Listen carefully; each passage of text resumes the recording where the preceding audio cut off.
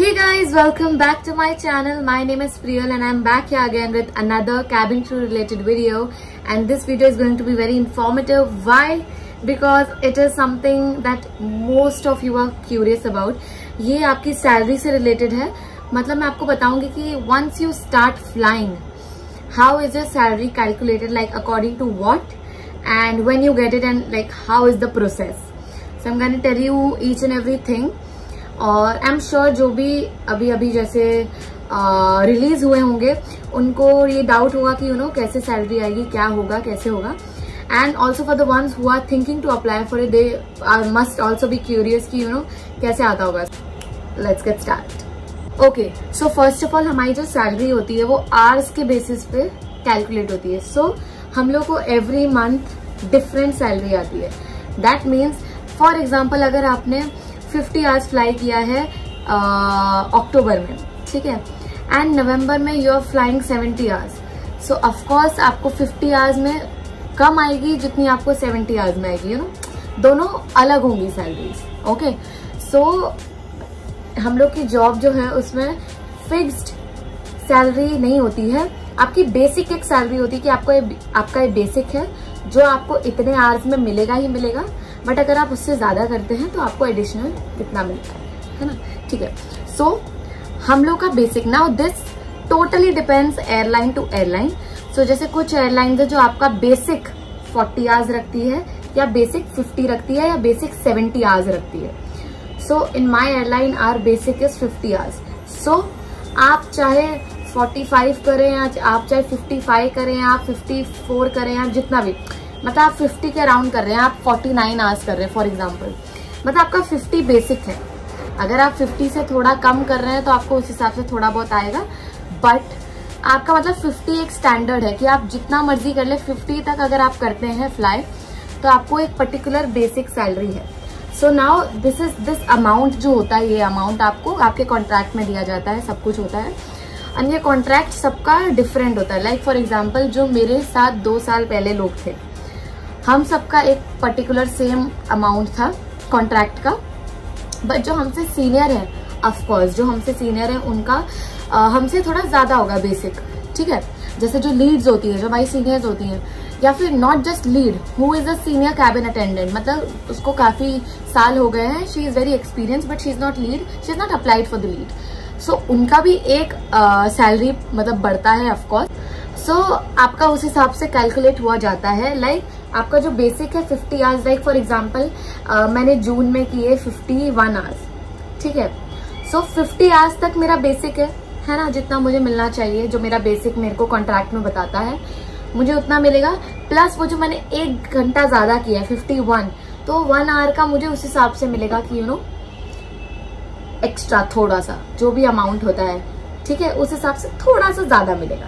ठीक है, सो मैं अभी आई एम नॉट टेलिंग यू कि इतना मिलता है, I am just giving you an example. For example आपका बेसिक है 30. फॉर एग्जाम्पल बेसिक मतलब अगर आप 50 आवर्स फ्लाई करते हैं तो आपको 30 मिलेगा एग्जाम्पल. ठीक है, so if you are flying 51, so आपको 31 या कुछ 30,700, 30,000 और 31,000 अकॉर्डिंग टू योर कितना आपका नाइट फ्लाइंग था. सो हमारा नाइट फ्लाइंग का भी हमें थोड़ा ज्यादा मिलता है because it's a red eye flight. Red eye का मतलब night flying.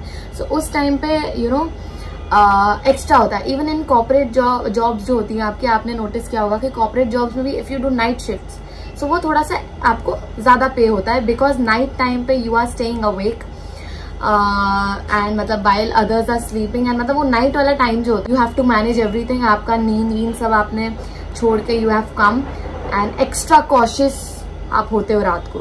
So of course you deserve a bit extra flying.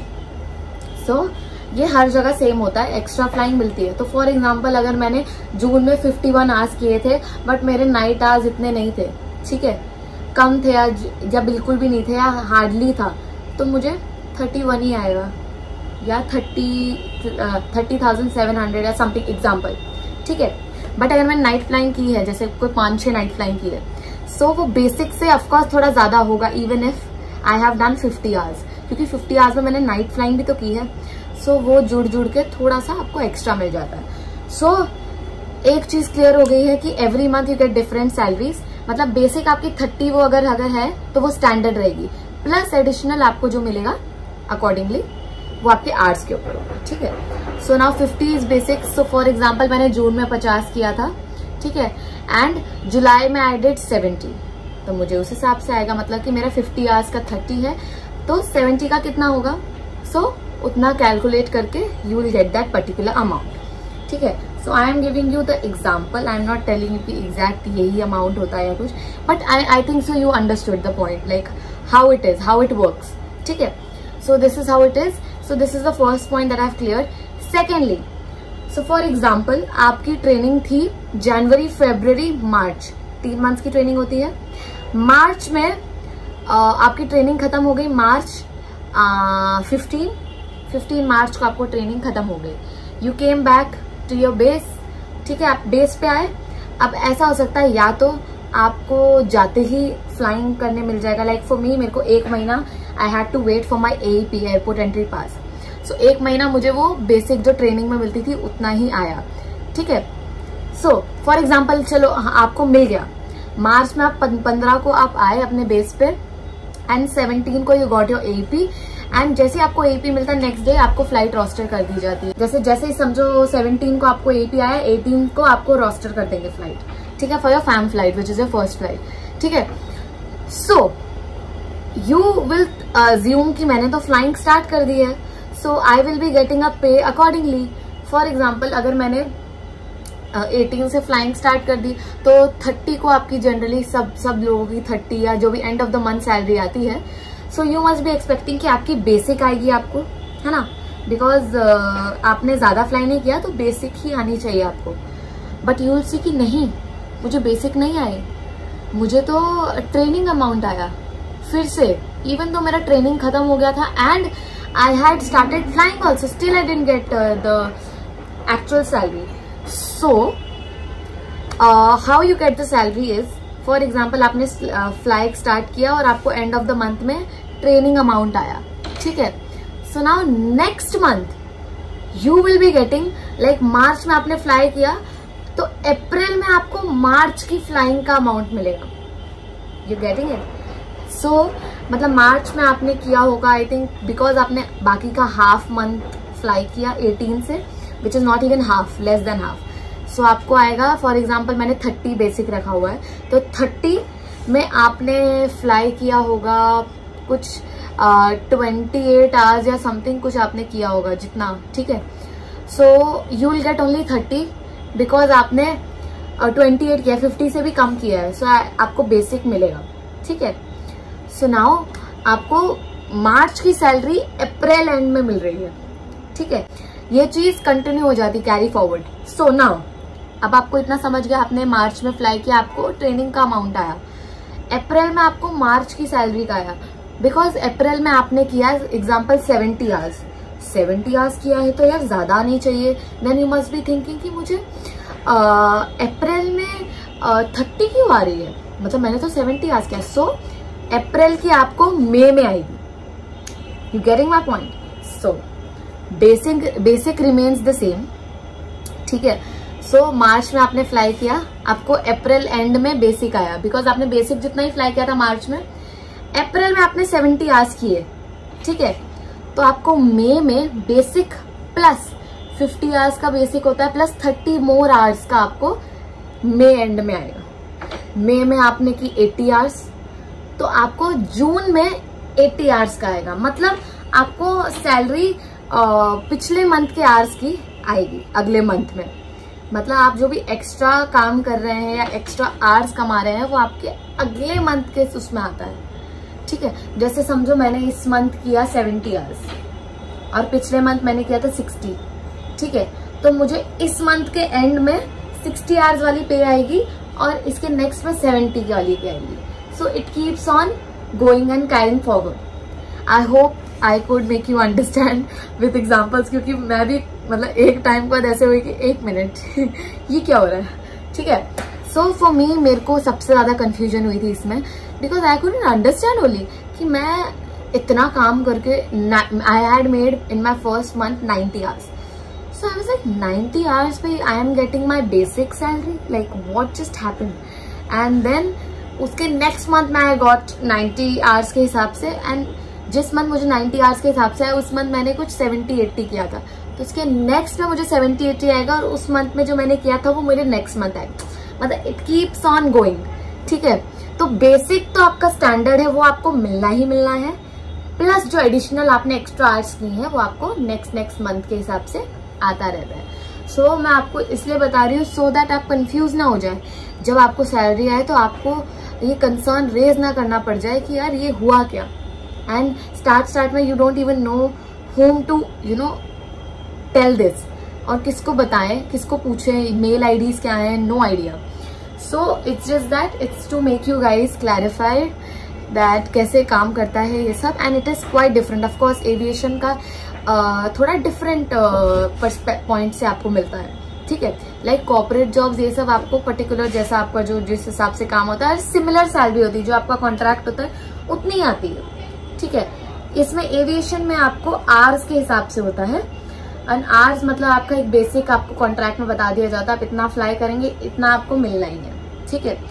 Additional आप उससे ज्यादा फ्लाई करते हैं, जो कि ऑफकोर्स यू डू, सो उसमें आपको एक्स्ट्रा आ जाता है। I could clarify this, and also जो आप एज अ पैसेंजर बैठ के जाते हैं, एज अ डेड हेड हम बोलते हैं जिसको, आप जब वो बैठ के जाते हैं तो उसमें भी आपको एक पर्टिकुलर अमाउंट मिलता है जो आपकी सैलरी के साथ आता है, ठीक है।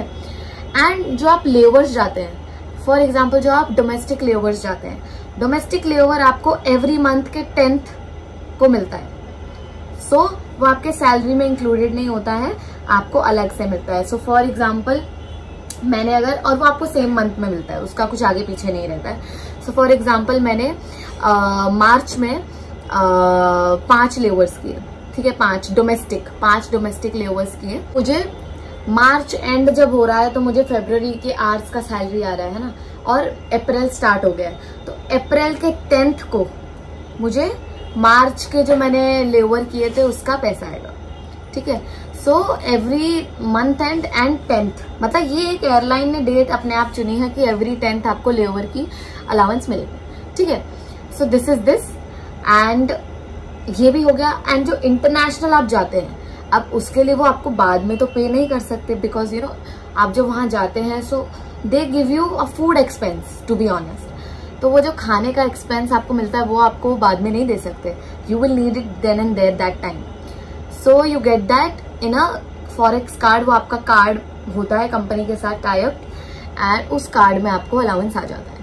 और इंटरनेशनल का, इंटरनेशनल आपको देन एंड देयर पिछले दिन, जिस दिन आपका लेवर है उसके पिछले दिन आ जाएगा। एंड जो आपका डोमेस्टिक होता है वो एवरी 10th को आता है, एंड जो आपका सैलरी होता है बेसिक प्लस पिछले मंथ का आवर्स एक्स्ट्रा आवर्स जो आपने कमाया वो आपको every end of the month. So this is how it is calculated. I hope I could make it sound a bit easier with examples, and अगर आपको फिर भी नहीं समझ आ रहा है, कुछ और डाउट है, तो प्लीज मुझे आप कमेंट में बताइए, मैं उससे रिलेटेड भी वीडियो बना दूंगी अगर रिक्वायर्ड है, और else I will comment you down below.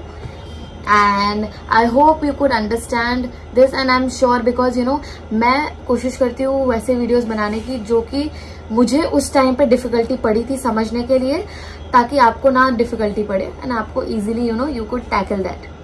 So thank you so much for watching guys, I hope you are enjoying my videos. I know थोड़ा सा लेट हो जाती हूँ मैं कई बार वीडियोज डालने, but I hope you understand. I'm sure you do understand because you guys are there with me till now. So thank you so much. Hope to see you guys in my next video. Till then, see you. Bye.